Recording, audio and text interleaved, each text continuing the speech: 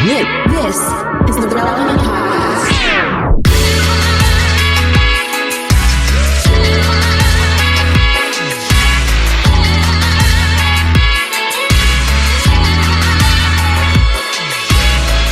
It's episode 1060, and it's the Relevant Podcast. Here in Orlando, I'm your host, Cameron Strang, and joining me from Loverland, Virginia, it's Jesse Carey. Hello, hello. From Nashville, Tennessee, our managing editor, downtown, Emily Brown. Hey, y'all. And from Austin, Texas, author, speaker, podcaster, Jamie Ivey. Hey, guys. Derek Miner is once again out on the road doing his album preview tour, so look him up, and we miss him, and say hi for us. And Jamie, you traveled all the time and stuff, but you're about to leave. You're going to Branson. To Branson this weekend, guys. There's Branson. Okay, so I've been there years ago. I worked at a camp that's in Branson. Yeah. And then I have a feeling that I went once before when I lived in Tennessee that I don't have very many memories about. But I hear it's a thing. Like, it's a whole, Branson's a thing. My parents are the type of people that watch Fox News and TBN and nothing else. And they vacationed there last year. And we're talking about how wonderful all the dinner shows were and all this stuff. And I'm thinking, Branson is old, white Christian Las Vegas. Oh. That is exactly what it is. They have dinner theaters. It's like the cleaner Vegas. Yeah, it's like Dino, the Christian pianist, has a big dinner theater, and it's like they have passion plays, and it's like the whole town is built as a Christian Las Vegas. Oh, so I'm speaking hoping at a Christian conference, so maybe it's in the. I mean, it's like some people go to Vegas for work. I'm heading to Branson. But the other thing about Branson, though, is there is I've never been. So let me preface it by that. Wait, you never... I said over you, me and Buddy's road trip there as a joke one time. You didn't go when you were in the Midwest? I'm surprised. I did go to Vegas, but I never went to Branson. Same. It's a similar thing of like when you and I road tripped up to the Creation Museum and stuff. Yeah. It's like, I have to see this for myself. So in one weekend, me and a bunch of buddies road trip to Branson, Missouri. And I've never had the pleasure, but this is my perception is built through Branson, like programming that comes out of Branson, which there's like a lot of Christian like media institutions broadcast live from Branson, or it's actually never live. It's some weird straight to tape that plays late at night. But like my perception, the other thing with Branson, because I think you're both right on, it is like old people, white Christian Vegas, right? Mm-hmm. But there's also a sense that the apocalypse is coming at any single 100%. Moment. And if it happens, you want to be in Branson. You better believe you want to be in Branson, because it's, from my understanding of some of the programming I've seen that originates from Branson, it's basically a fortified city with vats and vats of totally imperishable, like Thanksgiving dinners that is just hiding in bunkers around the city, waiting for that first trumpet to sound. Does anyone else also have that like looming kind of dark underbelly of Branson that seems like it's just waiting and kind of hoping for the apocalypse? Or is that just my perception of Branson? We're Branson people. I'm just like kind of nervous about heading there. I feel like I should confess, I did go to Branson on a family vacation in high school. Should confess that. And how did you feel? We my family road trip there with like another family of ours, or family friends. It wasn't my pick for my spring break, but I also couldn't drive, so I was kind of stuck doing it. You were a child. How old was I? I had to have been like 14, 15, something like that. It was fine. There was a lot of interactive museums, so there's that. The Titanic Museum is actually pretty cool. Okay. But even that, here's a museum to remind you of a disaster. Because and also, why in Branson, Missouri, is there a Titanic museum? Because there's a Titanic exhibit in every tourist trap. Myrtle Beach has one. Orlando used to have one. Okay, but those are at least near the water. No. It's just like a Ripley's Believe It or Not, or any of these like chains that show up in all the kitschy, tacky tourist towns. This Titanic experience thing. Like the Titanic, because they rebuilt the building. Okay, interesting. The one in Orlando did. It went out of business. Maybe they moved it up to Branson. I don't know. They shipped it up there. Hey, Jamie, I'm on explorebranson.com if you want to look at some nice... Well, they have plenty of articles on how to plan your lovely stay. Here's an article, Bowling in Branson. It tells you all the good bowling options that you have there in Branson. Places to have a picnic in Branson is another article. places to drive in Branson, Christmas shopping in Branson. I'm really sad to report that I'm like going to be there for like 23 hours, and that includes flying and speaking and all the things. So, and the Titanic Museum visit. Well, listen, Jamie, no man knows the hour or the day, but if it happens, to happen, the second coming during that 23-hour window, let me just say this: you're going to be just fine. No matter what your end times theology are, you're going to be in the right place. Trust me. All right, I will report back, guys. I will report back. The rest of humanity will be being picked off by locusts and the Antichrist and his minions, and you're going to be privy to vats of imperishable mashed potatoes and dinner shows. You're going to ride this thing out just fine. Just fine. I would love a plate of mashed potatoes and a dinner show. That would be great. I'm in. Oh, they have an aquarium now. There in Branson. The aquarium is nice. Cameron, when we go down a rabbit hole, look up Jim Bakker's Morningside condo community. It's basically a condo community marketed as a way to survive the end time. Jesse, Is it in Branson? Yes, I watched the Jim Bakker show like Friday night, late at night. My guilty pleasure is not watching bad stuff on TV. I watch Christian television, and I watch worse than the bad stuff. I find myself watching with my jaw agape, watching the Bakker show and his conspiracy theories and his little commune that he's built. Jim Bakker died. No, just on the inside. No, he went to prison. Yeah, just his heart. Yeah. Oh, he is still alive. It was Tammy that died. Yeah. Yes. Yeah. And she had a heart of gold. She was a real one. Yeah. Mm-hmm. Okay. Oh, here's an article: Girls Getaway in Branson. I'll forward that over to you guys. Ooh, maybe that could be the new Bachelorette Central instead of Nashville. Just like Nashville. They know their target audience because here's an article: taking the grandkids to Branson. That's an article. Yeah.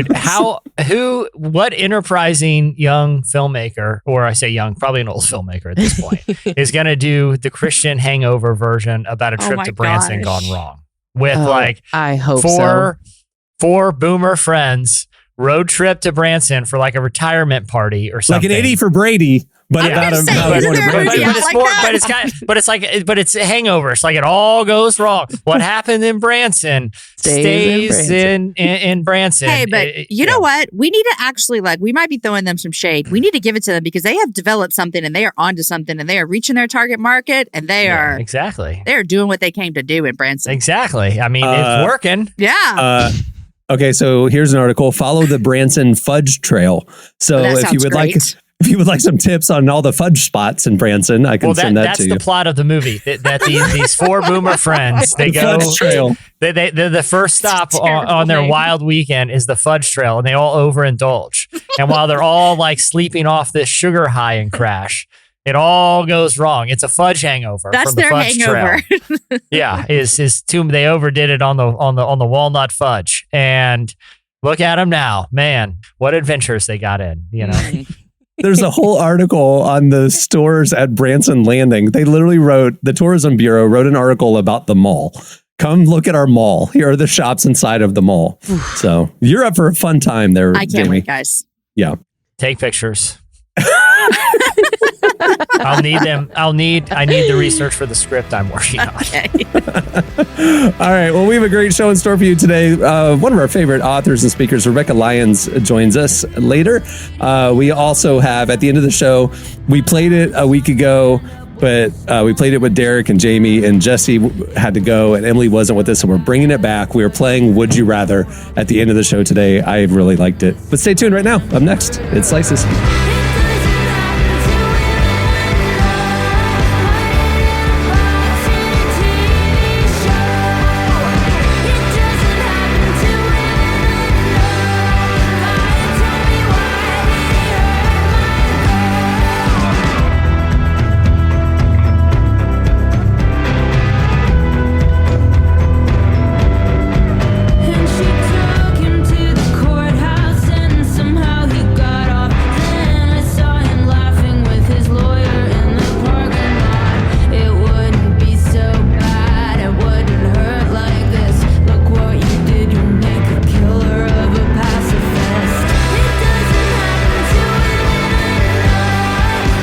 You're listening to Blonde Shell. The song is Salad. Today's podcast is brought to you in part by Mercy Ships. Globally, 5 billion people lack access to surgical care. In sub-Saharan Africa, there's only one surgeon for every 200,000 people. Mercy Ships provides free, life-transforming surgeries for people who have little to no access to medical care. They help the blind see, straighten twisted limbs, remove deadly tumors, treat cleft conditions, and so much more. With state-of-the-art hospital ships, they provide safe surgery to children and adults living with treatable conditions, and it's completely free of charge. They do all this work with an all-volunteer crew of professionals who donate their time and talents. Surgeons, stewards, nurses, engineers, and more make the world a better place. Your donation today provides free, safe surgeries to people in desperate need of help. All gifts are matched, so please donate today at mercyships.org/relevant. Okay, it's time for Slices. All right, what do you have, Jesse? All right. I have a pretty shocking piece of news. I hope it's what I think it is. But I also have a theory about it that I want to propose. Okay. I hope it's what I think. This came from a recent survey of 2,000 young men, ages 18 to 42. So Gen Z and millennial. Yeah. And it was about hygiene. Okay. About relatively young men's hygiene habits. A lot of the findings were pretty shocking, but I want to hone in on one stat that is specifically shocking. It's that 54% of men surveyed said they brush their teeth at least once a day. That means 46% are not brushing their teeth at all on any given day. That is a massive, almost half of young men ages 18 to 42, at least in this sample size of 2,000 of them, almost half do not brush their teeth on a daily basis. I can't wrap my head around I can't that. even imagine this. Now, but here's the thing, guys. I have a theory. Well, there was other stuff too. Like even fewer people wash their face every day. Like what was it? Like 30, but only 30%? Those aren't shocking to me. I don't wash my face every day. Yeah, I've lived with enough guys that all these about moisturizing. Yeah, I'm surprised. Listen, I'm surprised 30% people dudes washing their face seems high to me. Okay, like none of those other ones were shocking to me. Okay, gotcha. Like the teeth brushing one. Yeah, if anyone has like a brother or male roommate or you've been in close proximity to dudes, that is not surprising at all. I mean, they can go. I mean, I've known guys who have probably gone weeks without a proper face wash. You know what I mean? Like just a rinse in the shower. Yeah, we're wiping it down with a dry towel, or a t-shirt wipe or something. I'll be honest with you. I do that. I'll just shower. I don't go do a face routine or something. Right. Yeah. So none of those were shocking, but the teeth brushing, but that's crazy. Do you guys want to hear my theory though? Yeah. Because I've run into this. Okay. I'm a daily, multiple times a day toothbrusher. Thank you for clarifying. Let me just clarify. But during COVID, when we were all staying home, right? Like when everyone was in work from home and we were all going out less during that stretch, did it ever feel like, because to me, when I brush my teeth, I like to do the last thing I do before I do it after I have my coffee, after I use a little mouthwash before, right when I get out. But I've read, it was some NPR little clip that you shouldn't drink coffee right after you brush your teeth, because after you brush your teeth, you've kind of stripped away a lot of like the enamel and replaced it with fluoride. Now it's good to just let that sit on there. But if you drink soda or coffee right after, your teeth are more susceptible to cavities right after. So the brushing the teeth is like right when I'm about to walk out the door. Okay. I've had my coffee. I've ate my breakfast, but I ran into this thing during COVID. It was like when you brush your teeth, your day is starting, right? But during COVID, like when we all were working from home and all sort of in that semi-weird quarantine, there was just days that never feel like they officially got started. Yeah, like weeks. And if you brush your teeth, you're acknowledging the day is starting. If you don't brush them, then it's like, well, I'm just kind of in sweatpants. I'll get started eventually. Let me check this email real quick. I'm good. Okay, now I'm going to go to the kitchen now. And days just kind of like slogged into this never starting routine. And I think the not brushing, my theory is that's where this came from. I don't think pre-2020 or whatever, I don't know if this was the issue. I think people got used to not brushing their teeth during COVID because it signified the start of a day that they never really wanted to start. Am I going out on a limb here, or do you guys think there's anything to it? What I can't wrap my head around is feeling the fuzzy teeth all day and being aware that you probably have bad breath all day. Like how do you function? Like, how are you not aware of that all day long? Unlike you, Jesse, I couldn't wait until an hour after waking up to brush my teeth. I brushed my teeth the second my feet hit the floor, 3 steps to my bathroom, I brushed my teeth. That's how I start anytime I get up, and then go do breakfast and everything after that. I know that's weird and backwards sometimes, but I just can't. No, it's not. That's what I do too. Okay. Like I'll go to the bathroom and then brush my teeth before I even take a shower. 100%. Because I don't want to feel all that in my mouth. I'm aware of it. Well, what about mouthwash? I don't use mouthwash. I don't use mouthwash. I think that's funny. When you get up in the morning, you do mouthwash and then you go eat. Doesn't it change the You want to leave all your plaque on there? Like, I'm drinking coffee. Look, you see? I'm just implanting rich, dark liquefied bean all over my teeth. Okay, why not just scoop it all off in one layer? Why scrape it off? Go layer it back up. That's like, it'd be like this. It'd be like, let me go take a shower. Okay. Clean my body and then literally soak myself in mud right after, because that's what you're doing with coffee. You're just letting coffee grind, like liquid beans. But do you have no more coffee? Because I drink my coffee on the way to work and then I have more. So is that 1 cup that you do before you brush your teeth, then you're done? I only drink hot coffee in the morning. I will drink like cans of iced coffee in the afternoon, but that's different to me because, and here's why, they're in a can. Now look, guys, okay? I'm going to have a demonstration. I have a seltzer here. We have a demonstration. I'm touching maybe the back teeth only. Watch. Hold on, just one. Seltzer and air quotes. See, what happened is it's coming out of a can. So it didn't even hit your teeth? I go, I would say it's about a 25-degree angle. And it bypasses at least my front teeth and right down the back of my tongue and into my stomach. Okay? Are we all trying if I'm drinking a mug of coffee, that is full saturation. A lot of times, depending on the shape of the rim of the coffee. Emily, I guarantee you that touched some of the front teeth on that sip of the mug. It did. Guys, this is simple physics here at play. So, okay, I read something that isn't about this because I still think it's nasty that half of grown men don't brush their teeth every day. I'll say it. 18 to 42? 18 to 42 is if you biologically grown. Well, biologically, mentally, a little different there. Well, I mean, I think you could say all men are not full grown. Well, but anyway, I can't say that, but you can say it, yeah. There you go. But I read this week, we didn't post this because we aren't really like a health blog or teeth blog, but we did post this y'all are nasty stat. So if you want to read more about the data, you can at our website. But the other thing I read was the thing that coffee does is it lowers the pH in your mouth. And if your pH is below a certain point for more than 30 minutes, that's when your enamel starts, getting eroded and when you're more susceptible to cavities.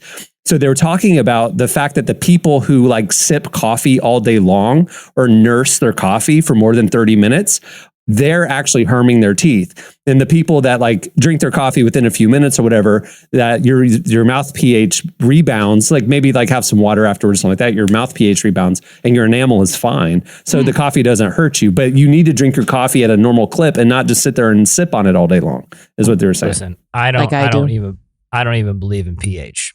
Okay. So I'm a pool owner. I maintain my own pool. Cameron's been in it. Yeah, it's very lovely. Clean pool. Very clean pool. Very high pH. When I do chemical tests, half of the little readings I just ignore. Not for me. Alkalinity, don't even know how to adjust that. pH, I think it's a myth. Cyanuric acid, again, even know what it is. So anytime anybody's swimming in the Carrie's pool, they're gonna get cavities, is what you're saying. Like, don't drink the pool water. No, because it's a myth by the pool company to get me to buy more chemicals. There it is. Just give me the shock and I'll take care of the rest. Thank you. Yeah. I don't need all these ups and downs. Like I said, there are some of those I don't even think they even know what they are. Those pool chemistry people. Trust me. I've had the pool for a while and it's been just fine with just me managing the shock and none of this pH mythology. Big scam to buy pH chemicals. Jesse's out there just sipping on his coffee all day long and just enjoying his high alkalinity pool. Jesse, living life. You sound like my whole entire family last night. Speaking of scam and teeth, I went to the dentist. They told me I grind my teeth. I never even knew. I don't know. They said you do it in your sleep. So they recommended a night guard. I told my family at dinner last night, yo, this night guard costs $500. Yep. And my kids were like, why don't you just go? And my husband actually started this. He goes, why don't you just go get what the boys use for football and then just sleep with that at night? So they think that the dentist is trying to scam me out of $500 when I could go to Academy. Oh my gosh. You're going to be in bed choking. No, with a mouth guard. You've got it, but you got to clip it onto your face mask. So you got to wear a whole football helmet if you're going to go this route. Jamie, you're not wrong. You are not wrong because my household has purchased and repurchased a handful of those, okay, that have been lost or whatever. And I know the expense. I'm well aware. But they make those mouth guards now where you can boil in water. That's what they said. Mm-hmm. And you chomp down on them and it molds to your mouth. Yeah. And it's like $15 at Dick's Sporting Goods. Exactly. Versus $500 for some fancy, smancy, this orthodontic exactly 3D what my printer family said. So yeah.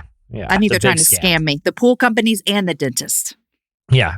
Water hardness level. Oh, okay. Like that. Since water can be hard. Okay.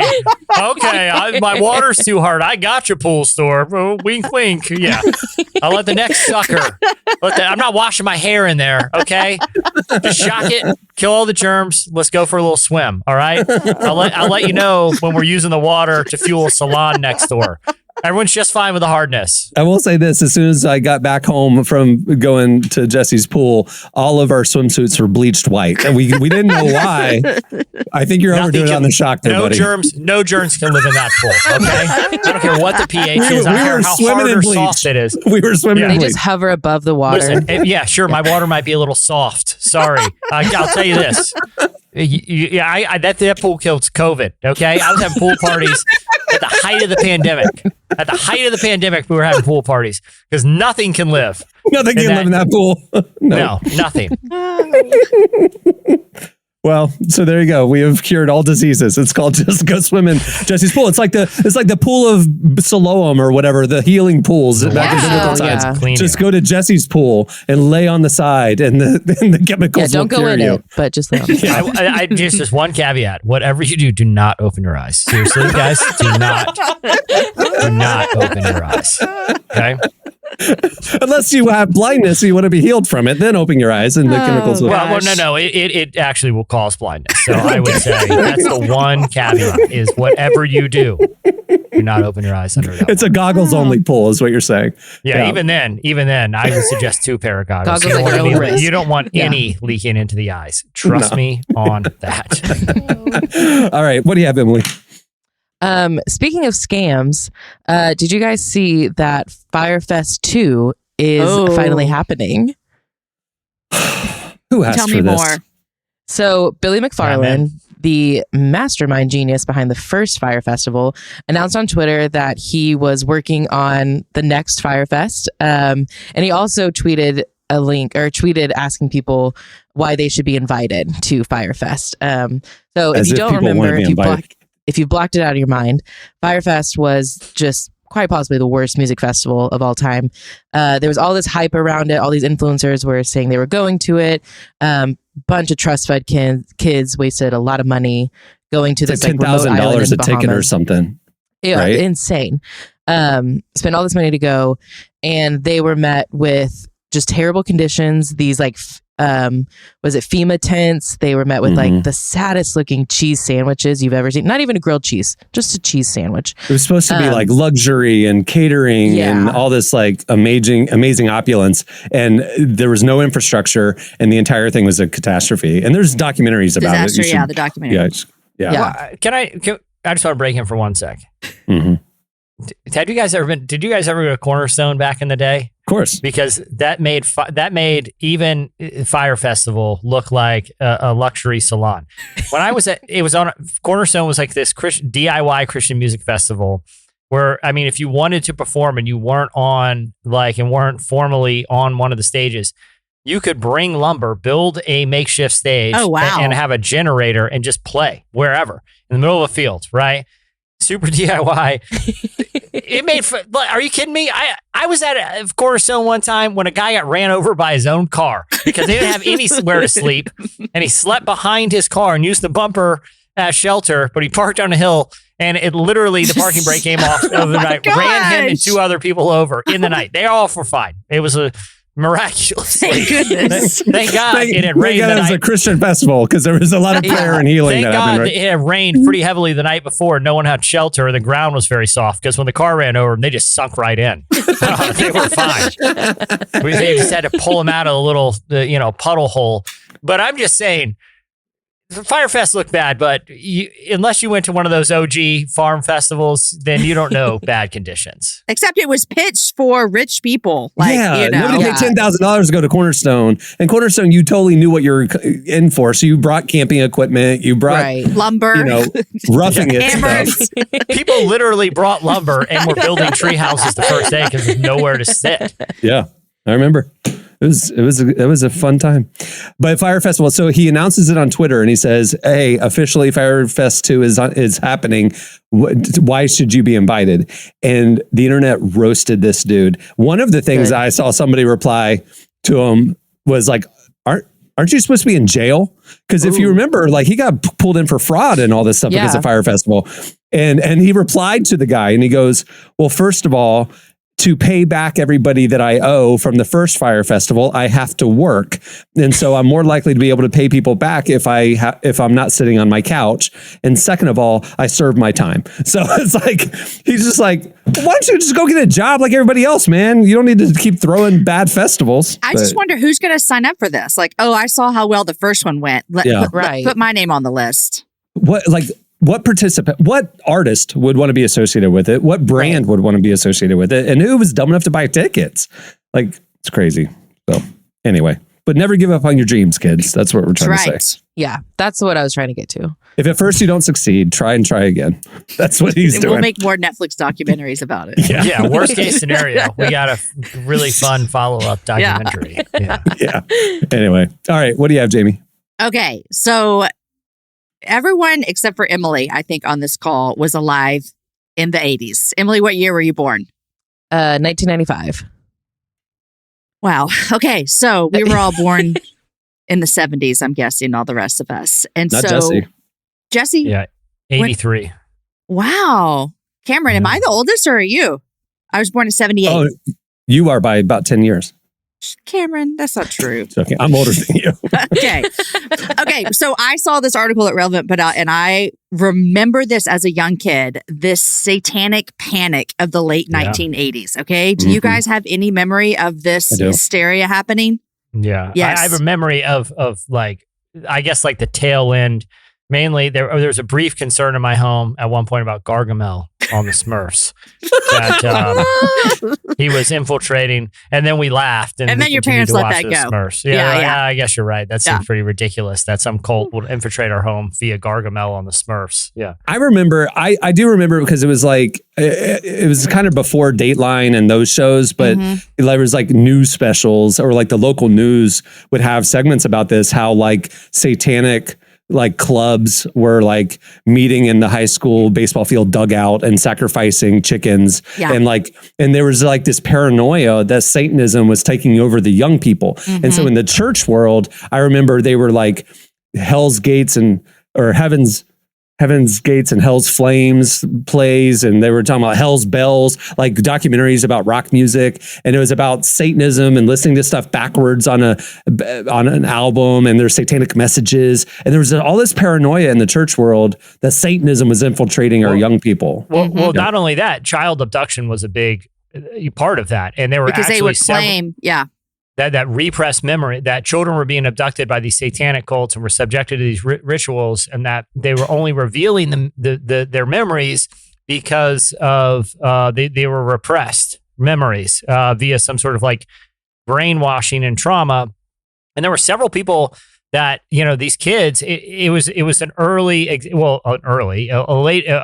somewhat recent example of like mass hysteria, where people hear about something that is deeply disturbing and suddenly they think they've experienced it.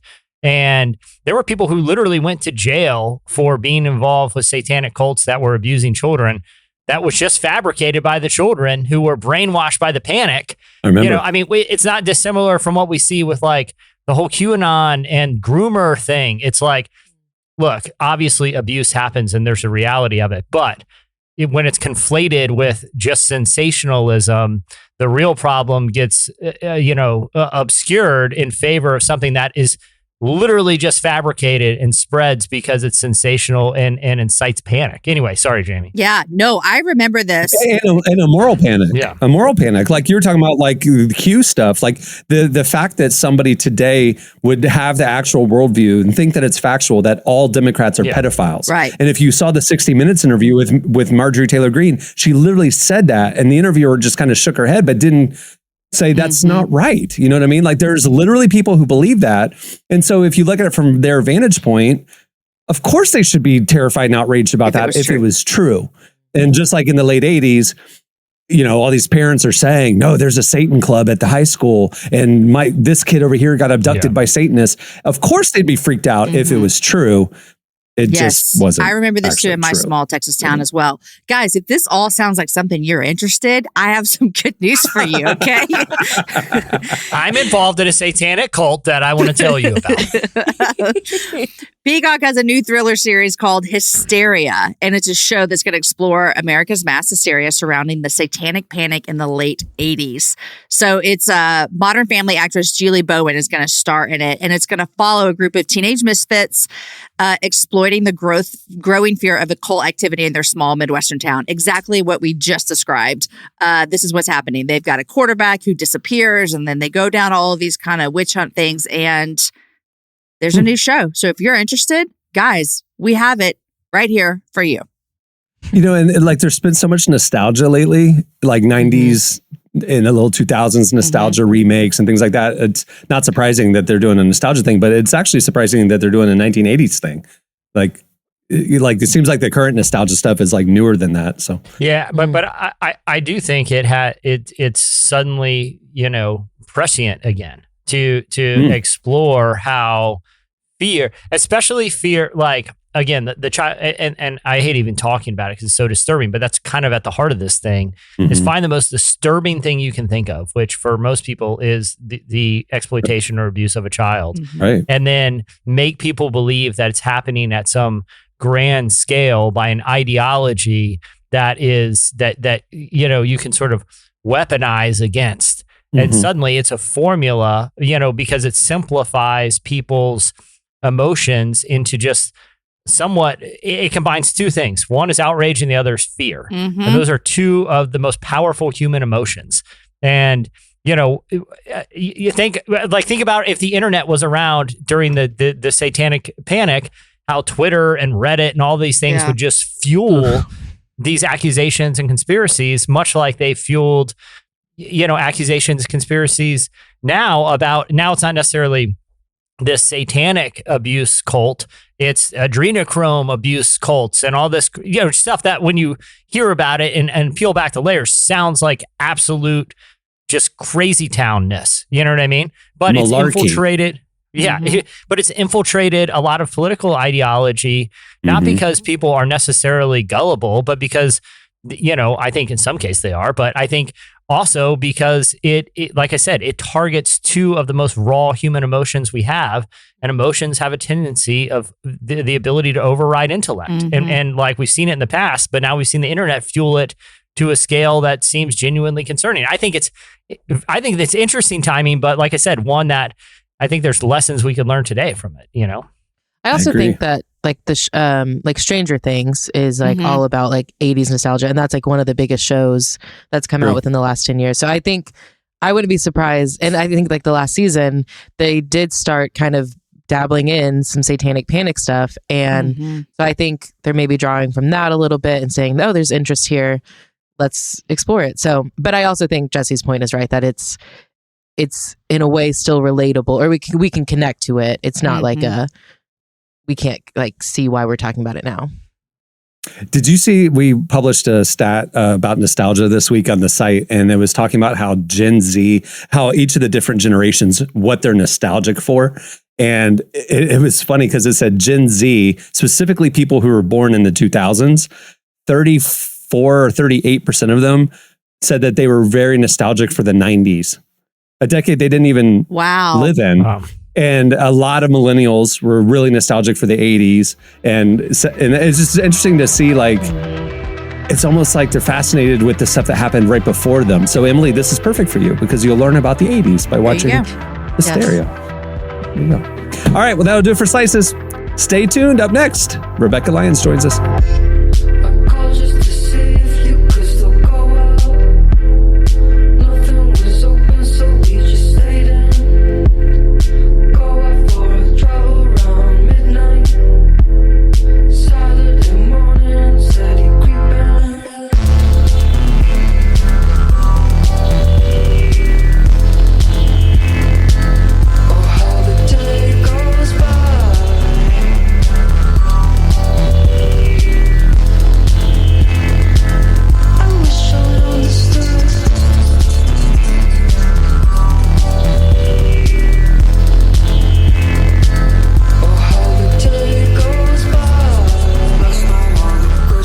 You're listening to Subtract and Toro y Moi. The song is Days Go By.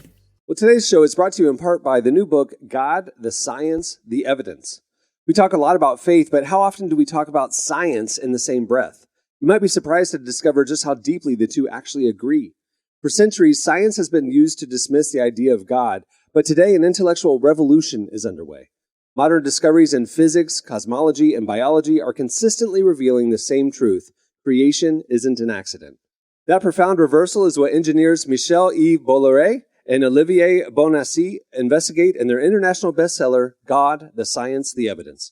This book is a rigorous, evidence-based critique of materialism, inviting you to explore over a dozen scientific, philosophical, and historical domains. It shows that what was once seemed impossible, that science could point to a creator, is now supported by a vast and convergent body of evidence. With over 400,000 copies sold in Europe, this book is sparking a global debate. It's thoughtful, fascinating, and a powerful reminder that reason itself affirms the existence of God. Learn more and find out where you can purchase your copy today by visiting godthesciencetheevidence.com. Well, our guest today is Rebekah Lyons. She's a speaker and author who's about to release her newest book, Resilient Life. We talked to her about how to practically build resiliency in our lives and why it's important to fight for consistency in our easy and difficult seasons. Here's our conversation with Rebekah Lyons.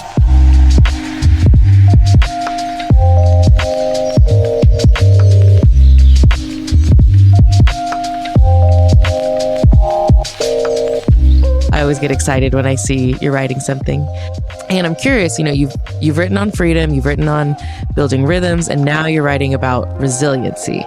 So I want to know what inspired you to write about this? Well, it was hard fought. I really was writing on adversity, and I've been kind of curious. A lot of people are walking through hard things and have been for a long while. And so I was just wanting to do more research on just hardship, trial, suffering, adversity. Like, what is our response? How do we respond? And then COVID hits, and of course, don't write about something unless you want to experience it. And I feel like adversity was a front row seat for all of us. And in so many ways, I was really intending it for my kids because I felt like, wow, to grow in resiliency, it's not a static thing. It's not like one person's resilient and another person's not. It's actually, it requires building blocks that we incorporate into our daily lives, just like we would with rhythms. And so it's do we actually have those tools in our tool belt so that when something hard happens, we know what to do, or we know we have some form of an established response based on growing through hard things. So I wrote it for my kids and then realized, or began writing it for my kids and then realized I need this as well. Went through one of the hardest years I've ever experienced as a mother in 22 years with my oldest.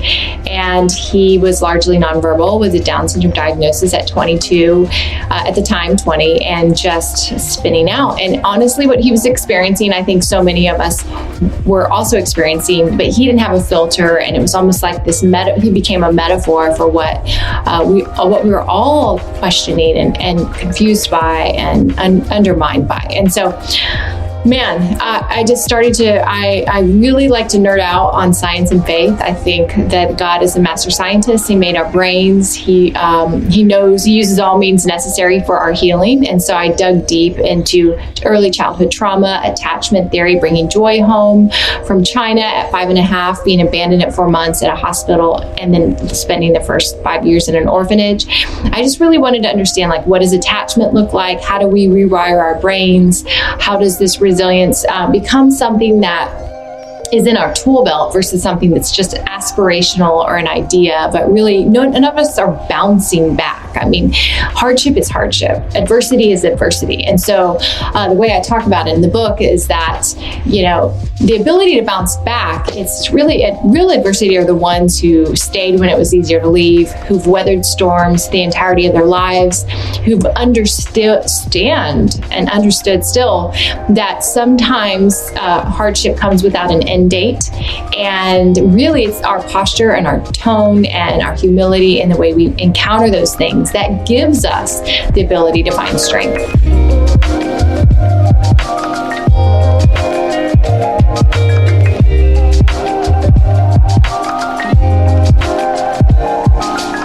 You mentioned like these 5 rules that you had talked about in the book. Can you kind of briefly walk through them and how someone can implement them into their lives? Yeah.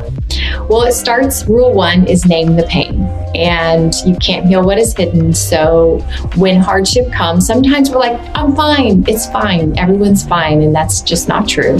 And so if we can name the pain, first with God, I think, is if we're safe enough to name it with Him, then there's a strong chance we'll be more vulnerable with someone else. And I had to get to the point where I just really would get honest with the Lord. And it looked like a little bit of a wrestling match, but He can handle it. He's good with that. The Psalms are littered with people who have lament and are just like, why have you forsaken me? What is happening? And granted, I think he receives that just like any loving parent would with a child that just is really hurting, right? Like, let's just be honest with what is. And so naming that pain, we are so afraid of saying it out loud because we fear that if we do, then all of a sudden that will be the new normal. And I think honestly, it's the opposite. The minute we begin to confess out loud with something that is really troubling us, it lifts. That burden actually lifts a little bit because we say it to someone who is safe. We say it to someone who will share it with us. And then we begin a rhythm of confession of just going, okay, I want you in my life, not because I'm paying you as my therapist or that you're my family and you're not going to leave. Like, family is important, but it would be good to have community that we're able to walk through this with, and in reciprocity, where both people are kind of leading with vulnerability and inviting others in. So name the pain is the first rule. The second rule is shift the narrative. And shift the narrative happens once you've said what you thought, was the way things were. You are able to come outside of it now that you're sharing it with someone and go, okay, I hear you, and I'm hearing what you're speaking over me, and you're reminding me of what is true in the middle of this pain, and it's allowing me to see it a little differently. And what I've learned in the book is that pain will become purpose if you let it. And so this idea of shifting the narrative almost takes the focus off of you and the circumstances right in front of you, and puts your gaze a little bit further out and going, okay, what is this about? What is God doing? What am I learning? How am I growing? How is this going to yield something that I wasn't expecting? I'd never asked to be an anxiety girl or, mental health or like special needs mama, but that was what God had for me. And while it felt like pain, obviously, initially in all of those areas, it's like part of what I'm here for. It's what God has invited me into. And there's been a lot of joy on the other side of it. And walking through it, there's been joy in finding purpose in it. So name the pain, shift the narrative. The third one is embrace adversity. And people don't like that. They want to run from adversity, and they want to let the fear, the bully, the intimidator just grow. And so for me, my history with anxiety or panic attacks would make me want to avoid all the places that I would feel those things. And so I get real honest in that section about treat anxiety as a friend. And why? Because it's the friend that taught me resilience. It taught me what I'm made of. It taught me what's worth fighting for. It taught me how to, when it returns, I know how to respond. And now I'm able to pragmatically do a lot of neuroscience and understanding the brain, how to rewire the brain, how to heal injured neurons in the brain and broken networks that have been just disrupted by trauma. And so it's just given me kind of this lifelong passion of how to help people walk through these things and not be intimidated by the anxiety or running from it, whatever that fear might look like. But go like, hey, we're going to take this head on. And so I talk a lot about the difference between anxiety and panic, how long it takes a panic attack to roll through your body, how to respond physiologically to that when it's happening, how to put your brain in a mental space while it's happening, and let it actually roll through. An average anxiety attack is about 5 to 8 minutes. But once it's done, you're good. Like you can stay in that circumstance indefinitely because you've actually faced it head on and it didn't take you out. I never knew that before because I'd always run too quickly and be like, I can't do this, get me out of here. And so, it did build resilience. And so there's these resiliency techniques throughout the book on how to navigate acute triggers right in the moment.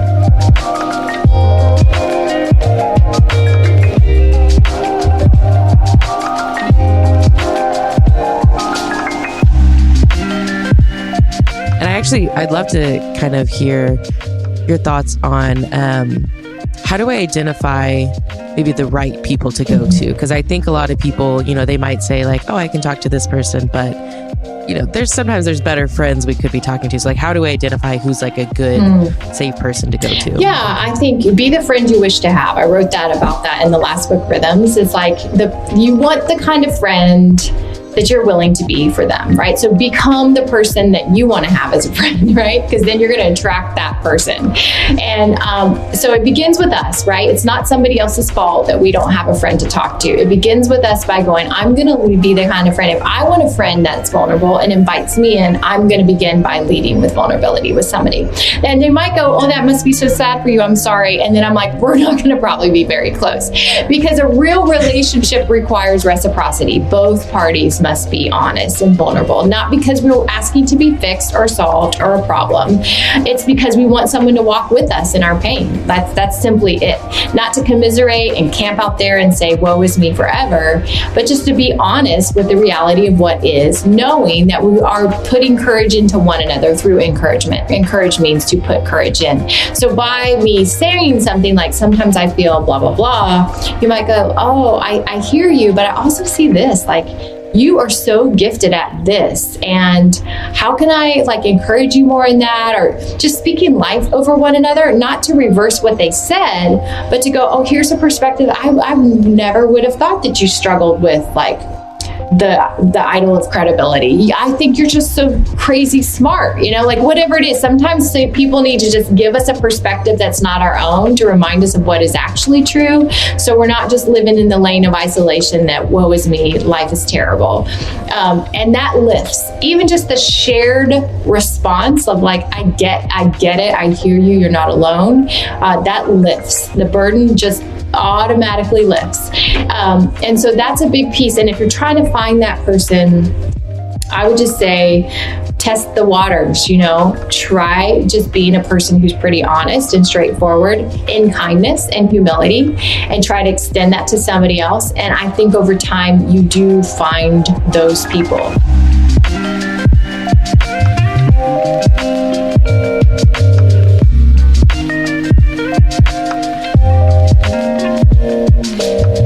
That was Rebekah Lyons. Make sure to pre-order Resilient Life now. Stay tuned. Up next, it's Would You Rather.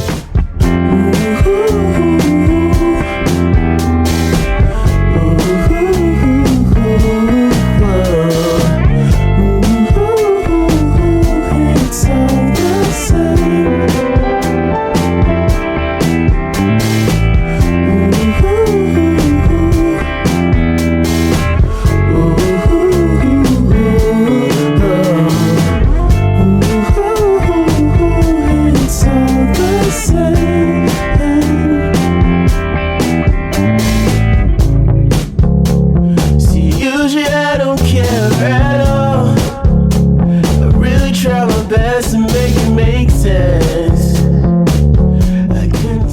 You're listening to Cisco Swank. Song is All the Same. Well, today's podcast is brought to you in part by the new book, Confessions of a Christian Alcoholic. Author Jonathan Seidel knows firsthand how even believers can get stuck in shame and destructive habits, especially when it comes to one of society's biggest obsessions, alcohol. In Confessions of a Christian Alcoholic, he details his spiral into disordered drinking and shares the 4-step process he eventually used to break free. There's hope for alcoholics who become Christians and for Christians who become alcoholics. Find Confessions of a Christian Alcoholic wherever books are sold. What if you could change a child's life with just $10? Right now, thousands of vulnerable children in East Africa are suffering from jiggers. It's a painful, preventable parasite that burrows into their feet. Soul Hope is the only organization treating it through foot washing, medical care, and durable closed-toed shoes that protect kids long after treatment. $10 may not seem like much in today's world, but when we come together, those small gifts add up to big change. Join the 10 for 10 campaign. $10 protects 10 small toes. Visit soulhope.org/10 to give now. One small gift makes a big difference. Again, that's Soulhope, SOLE, hope.org/TEN. Okay, it's time for Would You Rather. We did this on last Tuesday's show, and wanted to bring it back because Emily and Jesse are with us. I'm just going to ask a bunch of Would You Rather questions, and I'm just going to go round robin. There's no winner. There's no loser. We just want to get to know you and know what you think. How's that? Well, we're all winners. That's what we should say. We're all winners here, guys. Except for the loser. That's the only one. Except for the 4 people who don't come out on top of this game. Yeah. You know who you are. All right, Emily, we're going to start with you. Would you rather wear the same socks for a month or the same underwear for a week? I would rather wear the same socks for a month. Yes. I can't hands down. Well, okay. I will say this sounds weird to say. I don't really wear socks that often because I don't really wear. I stay at home a lot, so do you I don't brush need your to put teeth? socks. I do brush my teeth twice a day. Okay, that's good. That's good to know. If my dentist is listening, I brush for 2 minutes every time. Wow. There's just some, I don't know. Socks, it's like I don't wear them every day. So it's like if I wear the same pair for a month, I'm not wearing them 30 days in a row. Underwear, I do wear every day. So I will be changing. Thank you for that information. You could have just said yes. All right, here you go. Jesse, would you rather always have BO and not know it or always smell BO on everyone else? Oh, I'd rather smell BO because I think it would just blend into the background. You know how when you go over a friend's house for the first time and you're like, they have a house dog. smell. Yeah. Or they just have a house smell. yeah. You know what I mean? Like, it's like, oh, you hang out at the house for long enough, you notice the house smell right when you get in, right? And it could be a pleasant house smell. Yeah. It could be a bad one. Usually you don't even notice it, by halftime of the football game you came over there to watch. Same thing that was my theory with the BO on everyone. I would just absorb it and hopefully it fades into the background. There you go. All right. Jamie, would you rather find a rat in your kitchen or a roach in your bed? Oh gosh. I think I would want a rat in the kitchen. I feel like roach I just don't like flick them away. No, for me, it's like I Not can't in Florida, imagine. dude. They're the size of your fist in Florida. The roaches down here are huge. For me, it's not what it is. It's They'll I don't fight want back. to imagine something was there when I was asleep. That's what it is for me. I'm awake. I can deal with this. Get you out. If you're asleep and then you wake up in the morning and you realize you slept with a roach, Okay, Listen, speaking it's of a that, scientific fact that you eat 27 spiders every single night. I was gonna, not I was every gonna say- night. I'm just joking. I had a friend who read a stat of the frequency of things crawling into your ear canal at night, and after she read that 15 years ago, could never sleep again without like wrapping her head and like. But I think all of those are made up. I think they're all made up because Emily, look it up. You're the researcher. Look it up. How many times do things crawl in your ear at night? I don't want to know. Eat spiders. I think most people go their whole lifetime without eating one spider in their sleep. I honestly do. I think the number of spiders that we eat in our sleep grows bigger and bigger every time someone says it. And if I had to put money on it, we're not eating spiders in our sleep. Where are these spiders coming from? You don't see them during the day. They're nocturnal. The bug crawling in the ears is a rare thing, and it really only happens if you sleep outside frequently, which makes sense. Okay. Done. I don't sleep outside. Or if you live in Florida or Texas where they just can go where they want to go. Jamie's going to have a whole football helmet now, so she'll actually That's be... right. But they have air holes. It's direct access. It's like a little... Yeah. If a bug is burrowing into your ear canal, don't you think that'd wake you up? I hope so. Like, what kind of bug is crawling in there? You're not going to feel, okay? Like, give me a break. Like, it just seems... I was watching an episode of Survivor the other night. Always. And a contestant had a bug crawl into her ear canal and it got stuck there for a week. Did she wake up? She felt it immediately and could hear it burrowing around in her ear canal. That's my point. This isn't happening without us knowing it. Okay? You can hear it. It's directly on your eardrum. Okay? It's attempting to wake you up. Right? No, it's attempting to eat your brain. Oh my gosh, this is making me feel so gross. Move on? I'm going to be thinking about bugs in my ears for the rest of my life. Me too. Let's see. Would you rather get a paper cut every time you turn a page or bite your tongue every time you eat? I think I'd rather bite my tongue. Here's the thing. I read a lot. And so I'm thinking like I'm turning pages more frequently than like I can just take big bites. And then so I'm biting my tongue less, but I'm turning my page more. I will say this, the painfulness of paper cuts. I was building Legos this weekend and I went to open the cardboard box and I slid my finger and I gave myself a nasty paper cut and it hurt really bad. And it's tough to build Legos if you have paper cuts on your fingers because it's painful.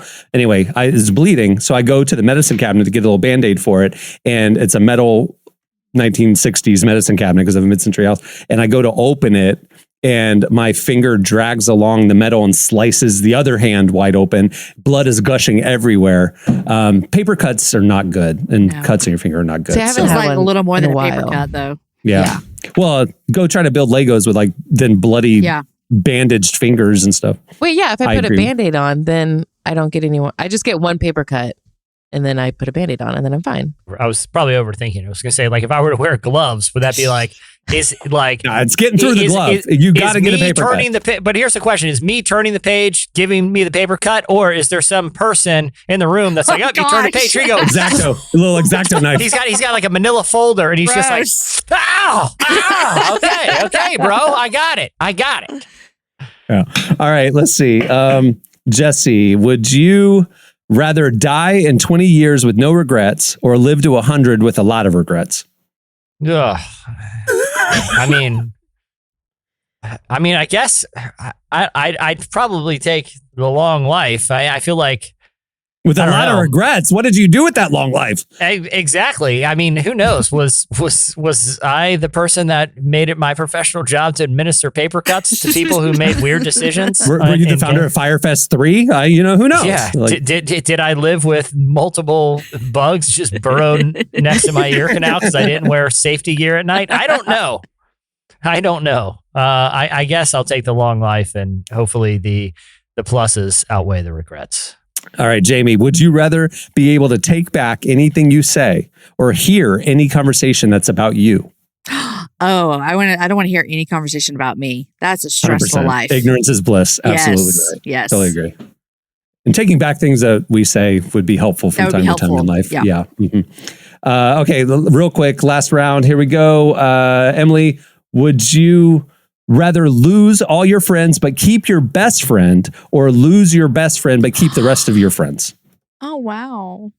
Oh, my gosh. And we should preface when we say lose, they will be killed. Oh, my God. They will be lost to a satanic cult in town. Lost forever.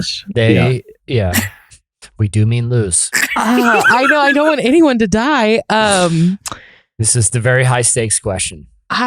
And let's name who your best friend is. I think the death took it to a new level, Cameron. I know, the death is really what... No, just, you guys fall apart, you lose your friends. Yeah, you just lose touch. Yeah.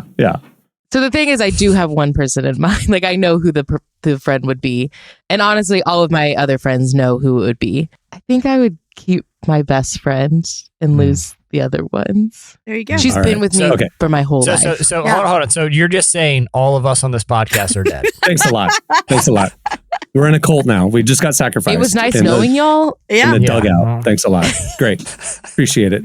Let's see. Jesse, would you rather stay the age you are physically forever or stay the way you are now financially forever?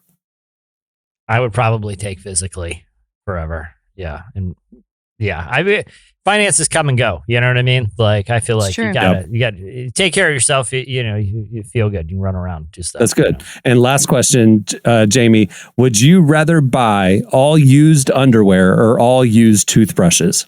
I'm going to go with listen, no matter what I say, you guys are going to roast me. I'm going to go with used underwear, and I can just wash those suckers. Wash them in Jesse's pool. Nothing lives. Exactly right. Nothing lives. I am not putting a used toothbrush in my mouth. Some things don't wash out. Some things don't wash out.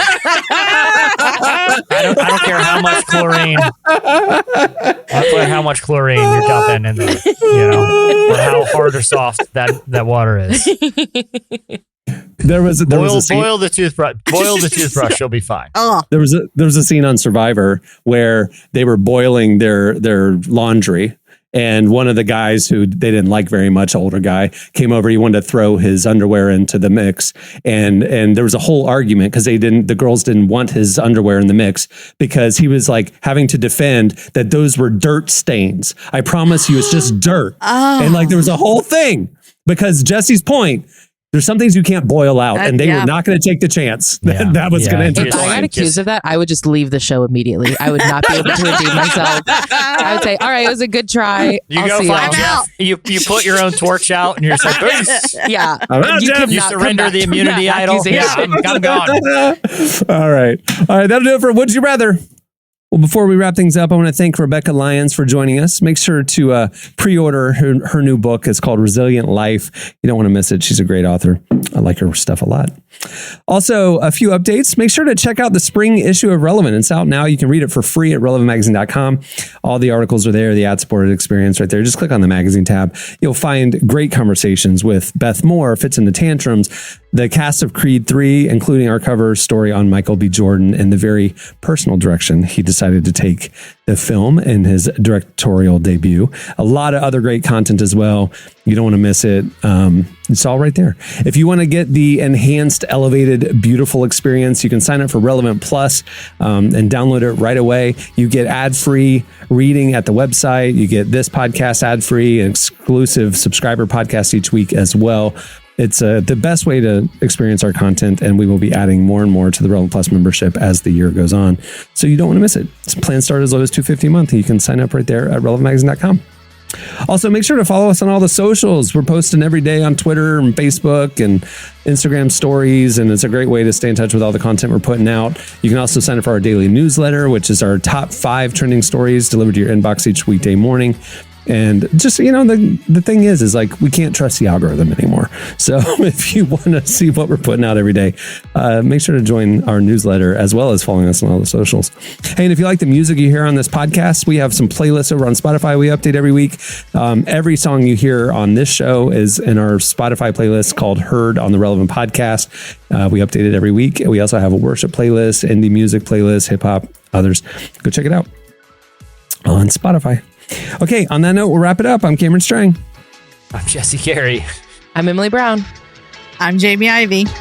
See you guys on Friday. Have a great week, everyone.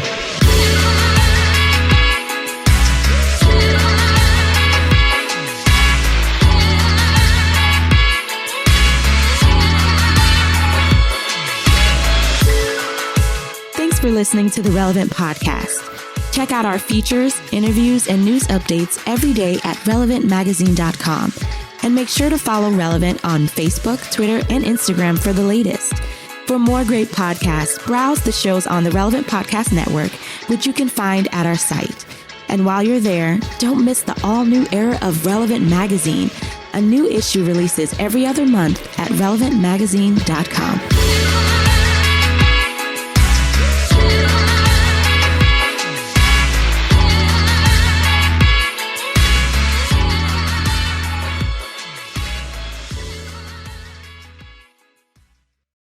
And then literally soak myself in mud. Relevant Podcast Network.